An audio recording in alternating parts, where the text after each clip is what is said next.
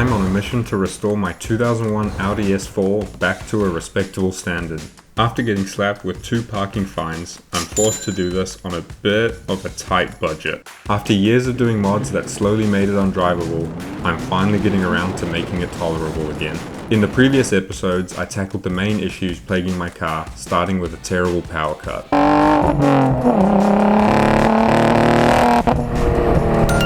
Which I may have to revisit again in the near future. Suspension that has caused my fenders to eat my tires. Followed by some questionable fender rolling. And today I'm taking on my next couple of problems: a heater that doesn't blow any heat, and a roof liner that looks like depression personified.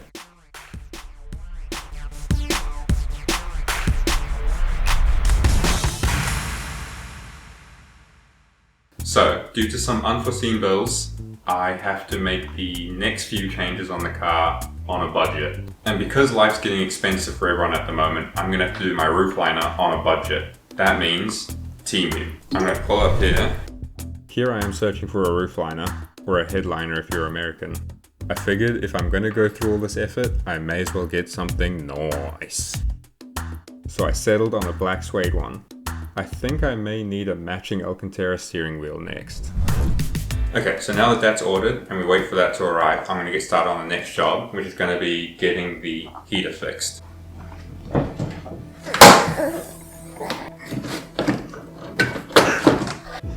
We are going to be reattaching these pipes. They have been reconnected together here. So all I'm going to do is take them apart and flush out these with a hose pipe, because I don't know what's going on inside there. Basically just going to reattach these hoses to where they belong and reattach it somehow. I'll figure it out. So the problem I have here is the hoses that lead in and out of the heater core were damaged a long time ago. Now the proper way to fix this would be to buy a new heater core and bin this guy, as a new heater core isn't actually that expensive, but it does require taking the entire dash out to replace. I may have to do this in the future anyway, but for now, this is gonna have to do. That being said, all I can do now is get started.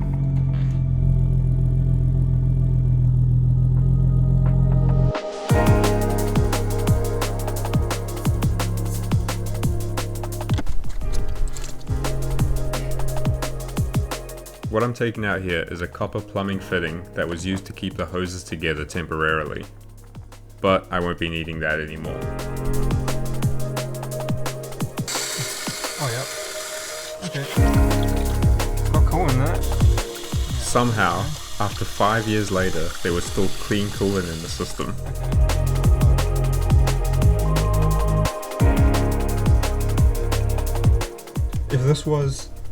If I could have just done this the whole time and it was this simple, it's quite annoying actually. Hitting it.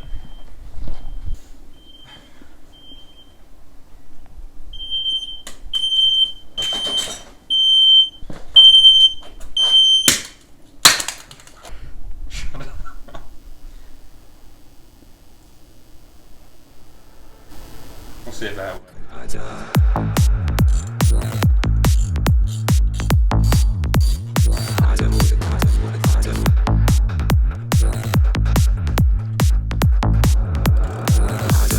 What I'm doing here is removing the plastic cowling so I can get easier access to the top of the hoses.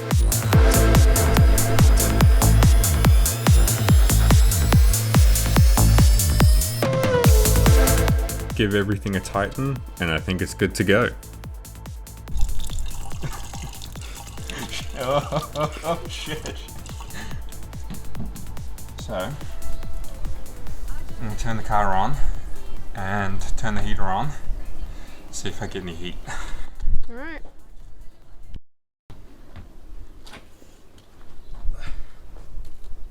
Now that it's summer, it'd be good to have a heater. Alright, so that's definitely cold. And then if I go, oh, you can actually hear it. Yeah, you can hear it switch. Now it actually, because before it wouldn't do anything. If you change the temperatures, it just stayed the same. That's definitely, it's not hot, but I mean maybe when the engine warms up a bit more to warm up, but it now is actually making a difference. Before this, it was literally just cold. It was ice cold no matter what temperature you put it on. So, one more thing down. Now we're just going to wait for the roof liner to arrive and we'll get started on that. Thanks.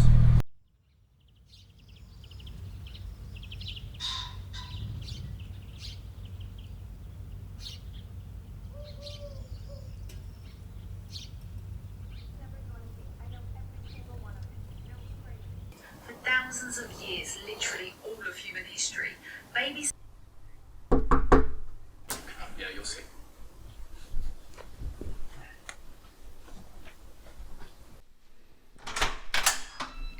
Delivery for Tristan.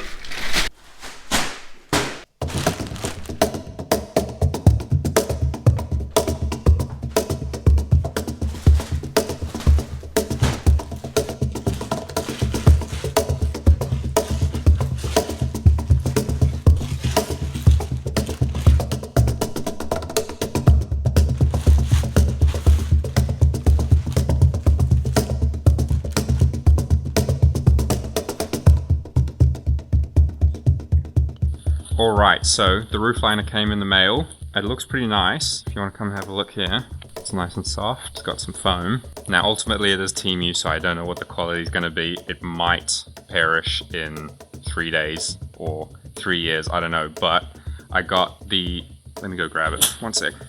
I got this CRC spray adhesive, ultra high strength.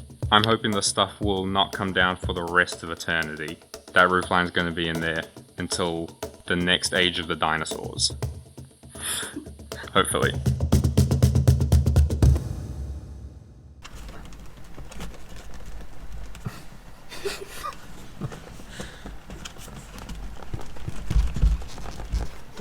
This is the part where I try to figure out how to take interior trim apart. This is my first time, so take it easy on me. I only broke a couple clips, I promise.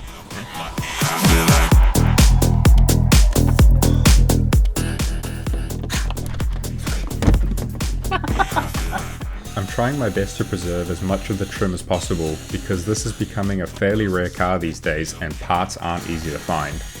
Although it may seem like I don't respect this car, I actually really love it, and I want to protect it as much as I can. I've spent the most time, money, and effort on this car out of all of the cars I've owned.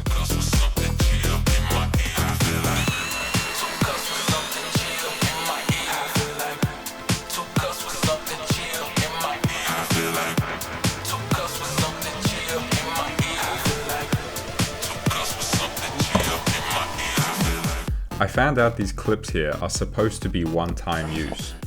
I also have no idea how you're supposed to get them out, but the solution I found is just yank on them as hard as you can because the engineers at Audi clearly hate people working on their cars.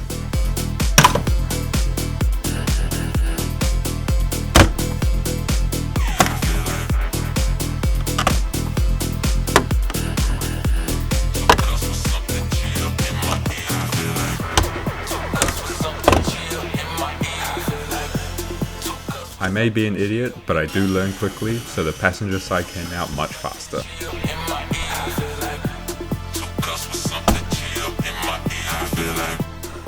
We're gonna have a sweat. Alright.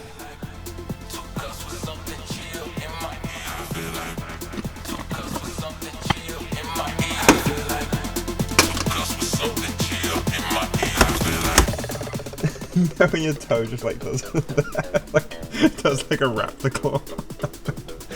No. Do you not? Hold on. Oh, right, no, it's going the other way. My pinky's like going down. Why is it doing that? I don't know, just cramping. Do you not get cramps in your toes? No. Really? No.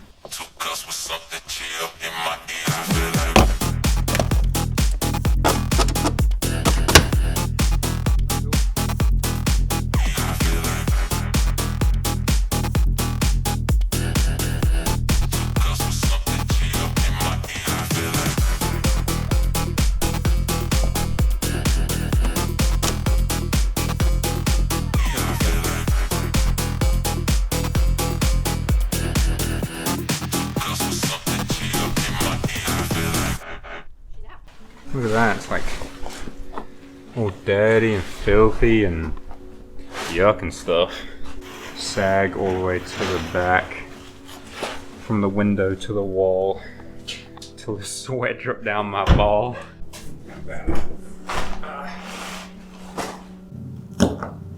Oh man. That looks like asbestos. Asbestos. Sponge cake. Seeing how sticky and shitty the old foam and adhesive was, I thought it was best to put some gloves on and get started ripping the old roof liner out.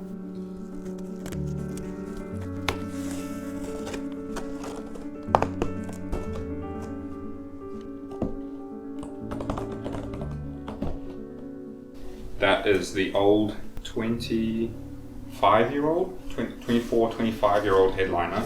I think it may have been replaced before because I've seen some notes from the past hidden in here, but this one looks horrible. It's gone orange. I'm not sure if the foam used to be white before or like a pale yellow, but it's looking like a smoker's car actually. It's kind of like orange. It looks like nicotine.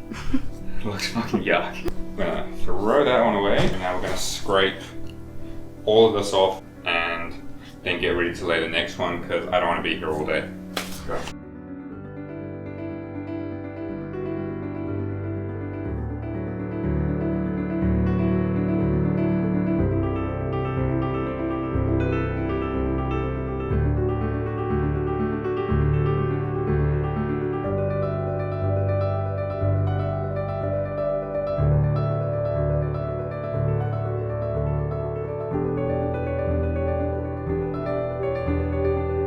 So, had to go with the wire brush and it's working a lot better. So I'm going to be doing the rest of the headliner with the brush. I think it's going to make my life a lot easier, and it also doesn't gum up and go all like red and sticky like that over there. You can see it kind of just brushes up and curls up into little balls. That'll be the way to go. Using a simple wire brush here made the job much easier and faster. I did have to keep cleaning the residue out of the bristles though, but I just hosed it with some degreaser and scraped it on the concrete and she was sweet. So if you're going to try this yourself, I definitely recommend using a wire brush.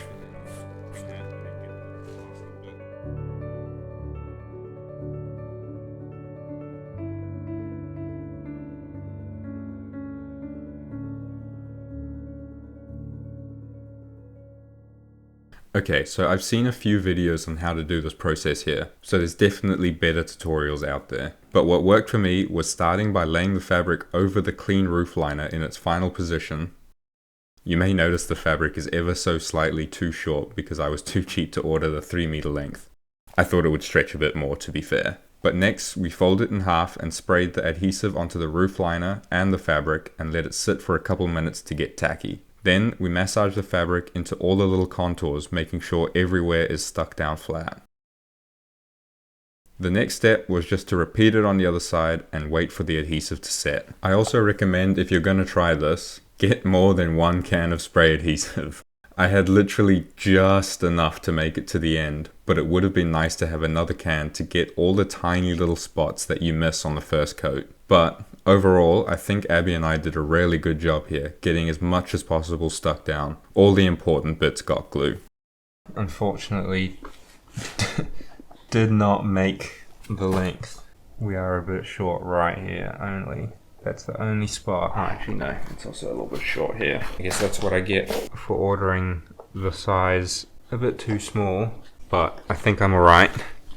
I believe the trim comes to right here. There's like a line that runs through here. I believe that's where that trim that I was battling with before ends. So I think that should cover this bit. I'm praying. A couple more things before I can reinstall the roof liner. We cut out all the sections where lights and handles go, and we trimmed around the edge to get the finished roof liner ready to install.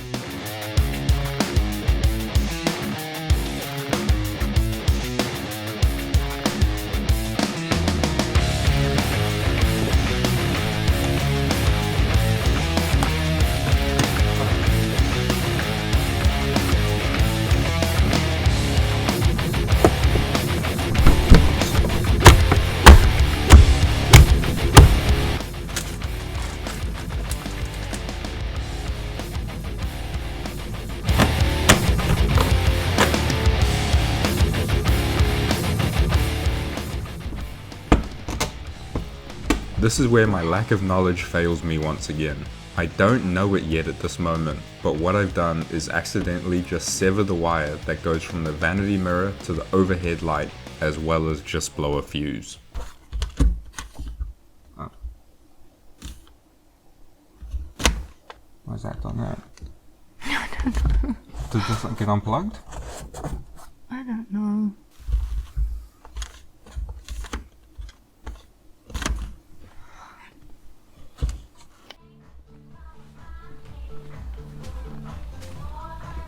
What you got there? What's that? Abby's new favourite snack of capsicum and what is that? Cream cheese. Cream cheese and capsicum. We are back on another day, the next day, because we rage quit last night. Or should I say I rage quit last night. After trying to install the, what's it called? After trying to install the sun visor and the cable that connects the mirror light to the light, I realized I just decapitated the wire, and after that things went downhill very quickly, and actually Abby decided we should call it a night and maybe try again the next day. So it's the next day, got a little bit more sunlight, so hopefully we can get this done before it gets dark, hopefully. So I think that wire is going to be a loss. So I'm basically not going to have a light for the little mirror when I flip down the visor. I think that's alright. I don't really need it, don't really use it. Unfortunately, that's going to be one thing that it'll probably be on the list of things to do in the future to fix. But yeah, I'm just going to get it installed. I just want to get this headliner in. What should have been a couple-hour job has turned into multiple days, and I'm sick of it. So let's get it done.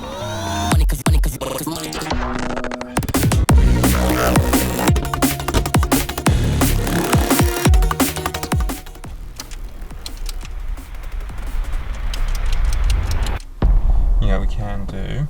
Let's check one of the back ones. Okay. See what that's like. Aww. None of the fucking. Fuck. I'm just gonna have no lights in my car now. That's not gonna work, babe. We're gonna have to check that we didn't drill into something. How has this come grinding to a halt so fast? Okay, I'm gonna think of a solution and get back to you. Alright. I thought the best thing to do would be to check the fuses first, just in case it was a fuse. Normally it's not. Usually you check the fuses and you're disappointed that the fuse is intact, which means that the problem is somewhere else. But this time I've actually been kind of lucky because the fuse has done its job and it's blown. And if you come and have a look here, there we go. You can see right in there, that is very clearly blown. This is a simplified wiring diagram to show a fuse's job when the system gets overloaded. As you can see, there is a complete connection between the battery and the light bulb. The electrical current runs along the wire to one leg of the fuse and passes through the center of the fuse, where a special wire that is designed to blow at a specific amperage sits inside. If the current is under the specified amperage of the fuse, the current can pass through it. But if the amps exceed the fuse's rating, it will simply destroy the wire inside the fuse to protect the rest of the system from getting overloaded. So that was the fuse to control the interior lights, which is clearly blown, so should be as easy as just popping in a new one. I hope that there isn't a short circuit in the system which will just obviously blow it again, then that's another issue, but I think we might have gotten lucky here and the fuse has done its job, so I'll just replace this, slap a new one in and see if that works.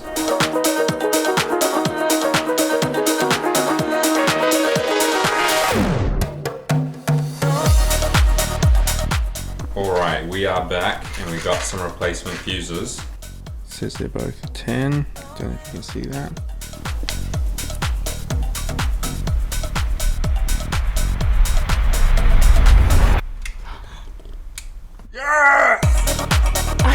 Finally something that's gone well.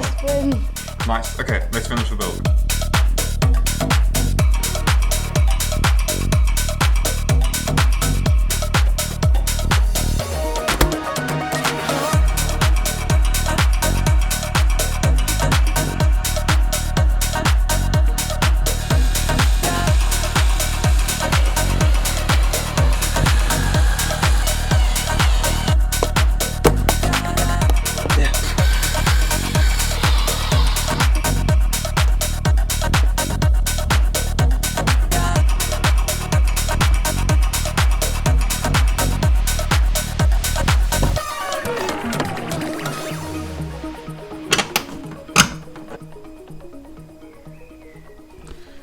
Alright, coming back the next day just to get a couple clips in the light so you guys can see, so you can get a bit of light in here, some daylight. I'm actually so stoked with how that came out. I think for $60 from Temu, I definitely think that was very worth it. It was kind of a tricky install, I guess, but I mean, that was my first time doing a headliner and there were some tricky bits, but I think for the most part it was actually not too bad. I think all in all, once I used the wire brush to get it done, I think that made it a lot easier. So I'd say if you're going to do it, I would definitely recommend using a wire brush rather than a scraper just to get all the old foam off. Yeah, other than that, I mean, not too bad. I'm pretty happy with how it came out. So thanks again for watching. I'll see you in the next one.